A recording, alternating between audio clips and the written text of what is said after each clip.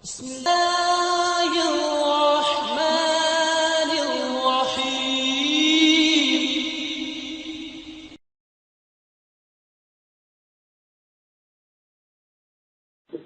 الحمد لله وكفى سلام على عباده الذين اصطفى. عزیزان سلمهم اللہ تعالی قرآن و سنت پر مبنی ان کی دلائل والی گفتگو کے بعد اللہ مالک کی توفیق سے دو باتوں کے عرض کرنے کا عاجزانہ ارادہ لے کے بات کا آغاز کر رہا ہوں۔ پہلی بات یہ ہے کہ اللہ والے اللہ رب العالمین کے حکم کی تعمیر میں اور اللہ تعالی کے وعدوں پر اور رسول کریم صلی اللہ علیہ وسلم کے ارشادات پر یقین کرتے ہوئے نہ صرف زکوٰۃ دینا پسند کرتے بلکہ زکوٰۃ سے کہیں زیادہ اپنے مالوں کو خرچ کرتے۔ پہلی بات یہ عرض کروں گا اور اس بارے میں متعدد واقعات میں سے صرف دو، ایک یقین والے ایک مسلمان مرد کا اور ایک یقین والی ایک مسلمان خاتون کا۔ اس کے بعد اللہ مالک کی توفیق سے زکوٰۃ کے حوالے سے کچھ مسائل جو اپنے محدود وقت میں ممکن ہوئے وہ عرض کرنے کی عاجزانہ اللہ کی توفیق سے کوشش کروں گا۔ زکوٰۃ کی فرضیت کو مانتے ہوئے اور اللہ تعالی سے بہت کچھ پانے کی امید کرتے ہوئے مردوں کی بجائے ایک خاتون کے واقعہ سے اور اس کی بیٹی کے واقعہ سے گفتگو کا آغاز کرتا ہوں۔ امام ابو داؤد رحمہ اللہ نے حضرت عبداللہ ابن عمرو رضی اللہ تعالی عنہما سے روایت کیا، ایک ماں بیٹی رسول کریم صلی اللہ علیہ وسلم کی خدمت میں حاضر ہوئیں۔ بیٹی کے بازو میں، بیٹی کی کلائیوں میں سونے کے دو موٹے موٹے کنگن تھے۔ نبی رحمت صلی اللہ علیہ وسلم نے فرمایا اتودیان زکاتہما، کیا تم دونوں ان کی زکوٰۃ ادا کرتی ہو؟ عرض کیا گیا نہیں۔ فرمایا کیا تم یہ پسند کرتی ہو کہ سونے کے ان دونوں کنگنوں کی وجہ سے جن کی تم زکوٰۃ ادا نہیں کرتی تمہیں جہنم کی آگ کے دو کنگن پہنائے جائیں؟ فؤاد بیٹا لمبی تقریر تھی یا ایک سوالیہ جملہ؟ نثار صاحب کیا اثر ہوا؟ عبداللہ ابن عمرو اس حدیث کے راوی ہیں کہ اللہ ہمیں وہ تو نہیں بن سکتے، ان کے نقش قدم پہ ہی چلا۔ فخلعتہما، اس خاتون نے ان دونوں کنگنوں کو اپنی کلائیوں سے اتار دیا۔ وَأَلْقَتْهُمَا إِلَى رَسُولِ اللَّهِ صلی اللہ علیہ وسلم، اور رسول کریم صلی اللہ علیہ وسلم کے حضور پیش کر دیے اور عرض کیا ہما للہ ولرسولہ او کما قالت، اے اللہ کے رسول صلی اللہ علیہ وسلم، یہ تشریح میں کر رہا ہوں، ترجمہ بعد میں آئے، آپ نے تو مجھے یہ خبر دی اگر ان دو کنگنوں کی زکوٰۃ ادا نہیں کرتی تو جہنم کی آگ کے دو کنگن پہنائے جائیں گے۔ نہیں، قرآن صاحب سمجھ آ رہی ہے؟ نہیں، میں ان دونوں کنگنوں کو اللہ کی راہ میں دیتی ہوں اور بس دیتی ہوں نہیں۔ اس کے بعد میں نے ان کو چھونا بھی نہیں، یہ تشریح میں کہہ رہا ہوں، ان کو چھونا بھی نہیں، وہ کنگن جو مجھے جہنم کی آگ پہنانے کا سبب بن سکتے ہیں، نہ، بس قصہ تمام ہوا۔ یہ دونوں کنگن اللہ کی راہ میں پیش کرتی ہو، اور پھر کیا؟ اللہ کے رسول، یہ تشریح ہے، اللہ کے رسول صلی اللہ علیہ وسلم جیسے چاہیں ان کو تقسیم کر دیں۔ اور ترجمہ، انہوں نے دونوں کنگن اتار دیے اور عرض کیا یہ اللہ تعالیٰ کے لیے ہے، ان کے رسول کے لیے صلی اللہ علیہ وسلم۔ کیا مقصد؟ اللہ کی رضا کے لیے، اللہ کی طرف سے فرض کو ادا کرنے کے لیے رسول کریم صلی اللہ علیہ وسلم کی خدمت میں پیش کر رہی ہوں، جیسے چاہیں خرچ کر۔ اور معلوم ہے کہ گھروں میں کتنی لڑائیاں، کتنے جھگڑے کس کی وجہ سے ہوتی ہیں؟ کیوں فواد میاں؟ کاروباری آدمی، سونے کی وجہ سے۔ ہمیں کہا تھا، کیوں کوکر صاحب کدھر ہے وہ سونا؟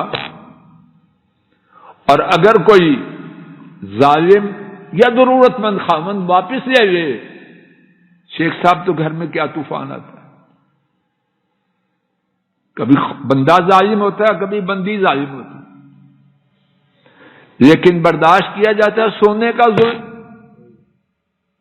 معاملہ کہاں کا کہاں پہنچ جاتا ہے۔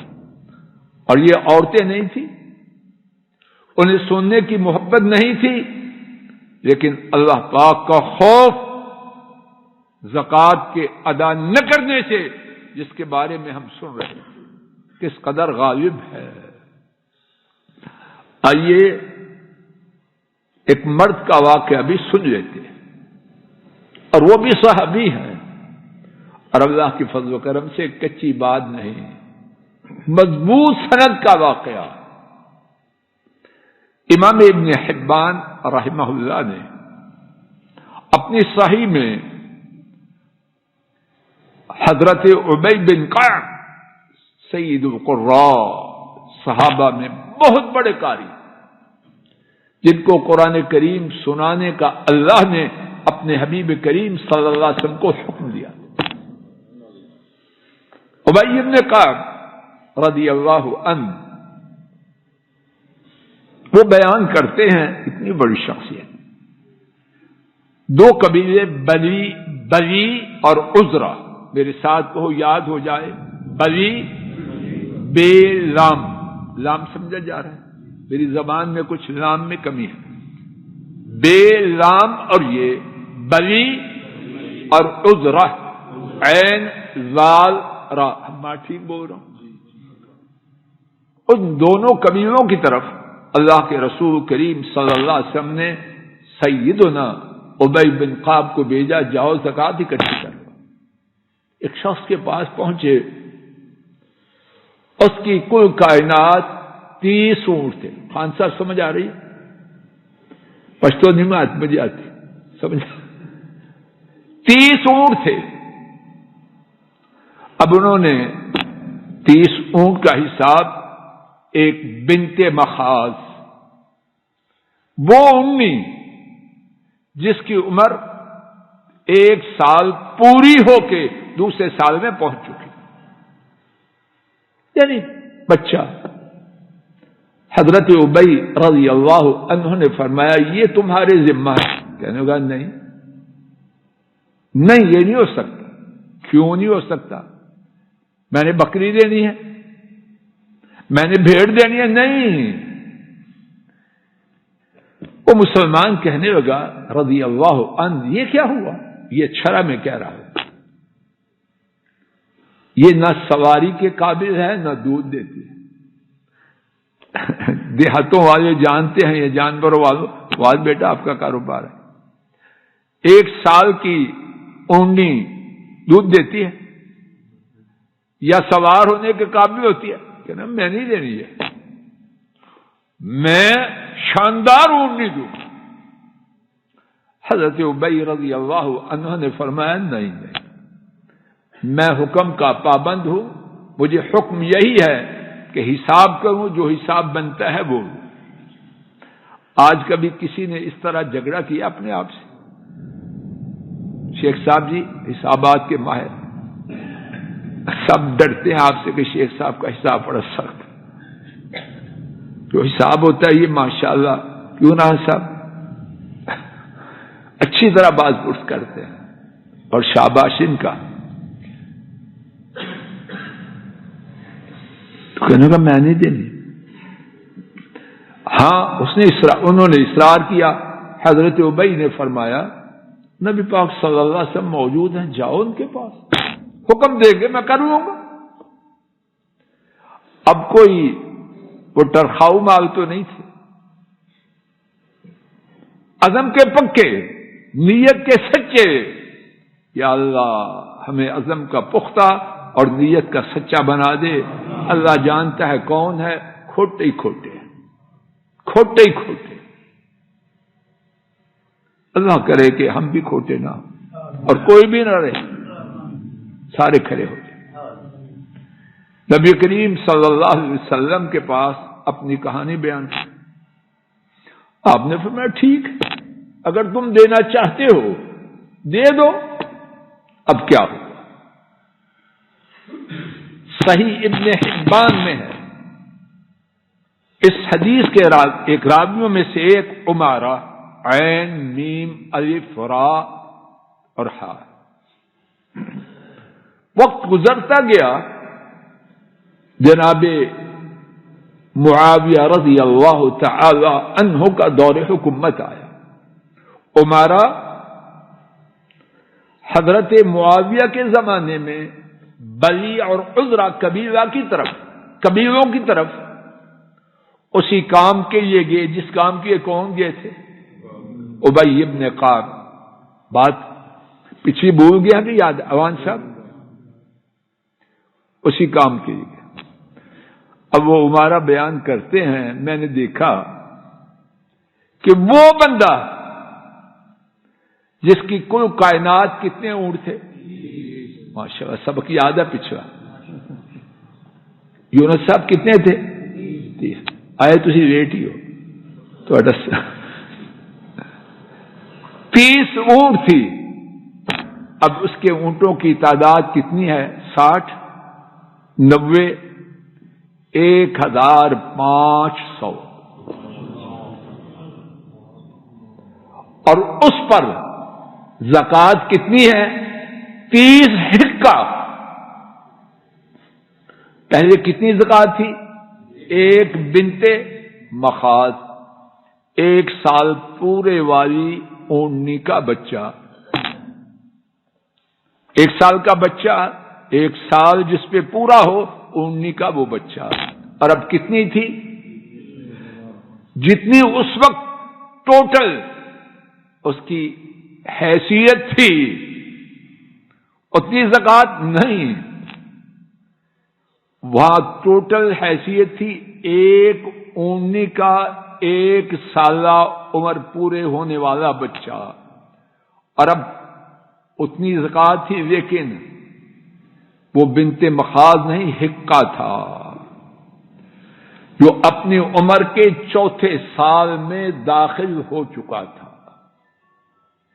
تو جب بڑا ہوگا 1 سال کا اونٹنی کا بچہ، اس کی قیمت زیادہ ہوتی ہے یا 4تھے سال میں داخل ہونے والی؟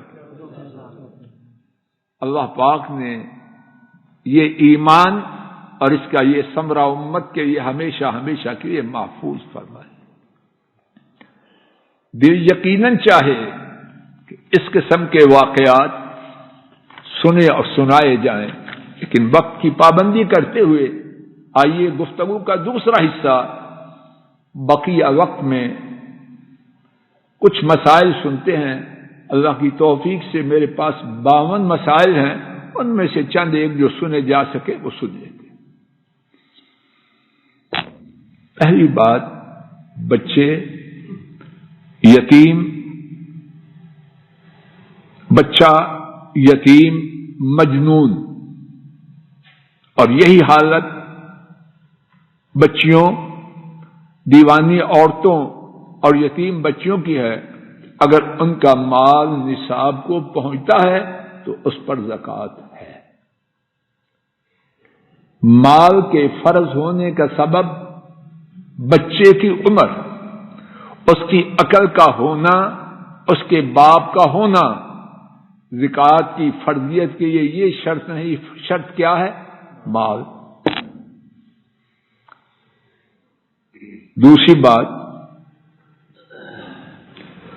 سونے کا نصاب 7.5 تولے، چاندی کا نصاب 52.5 تولے، اور ان کی زکوٰۃ نقدی کی صورت میں حساب کر کے دی جائے گی۔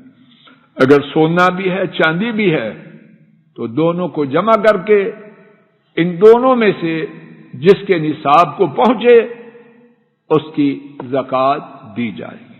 نمبر 3، وہ رہائش گاہیں جن میں انسان رہتا ہو، جو کرائے پر دی ہو، یا وہ پلاٹس جہاں رہائش رکھنا مقصد ہو۔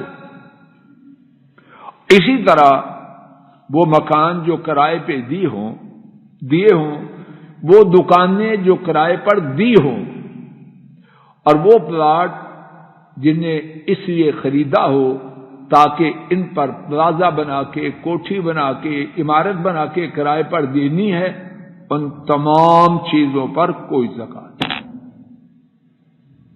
بات واضح ہو گئی۔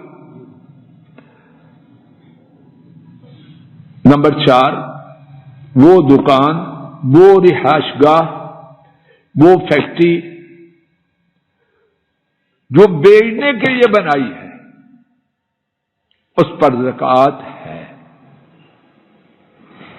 نمبر 5، اگر کسی کے ذمہ قرض ہے، زکوٰۃ کون دے؟ مقروض دے یا قرض دینے والا؟ اچھی طرح سن لیجیے، بعض لوگ یہاں خواہ اپنے آپ کو دھوکہ دیتے ہیں۔ توجہ فرمائیے، قرض کا دینا فرض ہے یا مستحب ہے؟ پسندیدہ بات ہے یا کمپلسری ہے؟ جواب دیجیے۔ کمانڈر صاحب غلط بھی ہوگا، جواب دیجیے۔ غلط ہوگا تو میں اسی لیے بیٹھا ہوں۔ قرض کا دینا فرض ہے، کمپلسری ہے؟ نہیں۔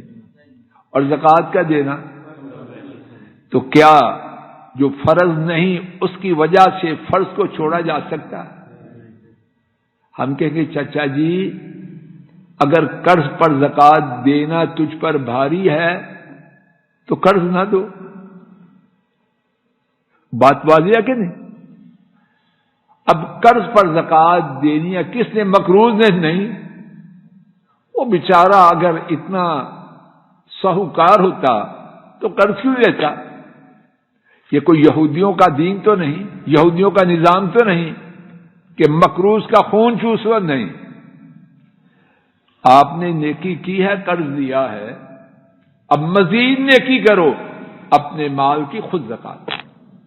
یہاں تفصیل ہے، کیا ہر مقروض کو دیے ہوئے قرض کی زکوٰۃ ہے؟ نہیں۔ مقروضوں کی اقسام آپ لوگ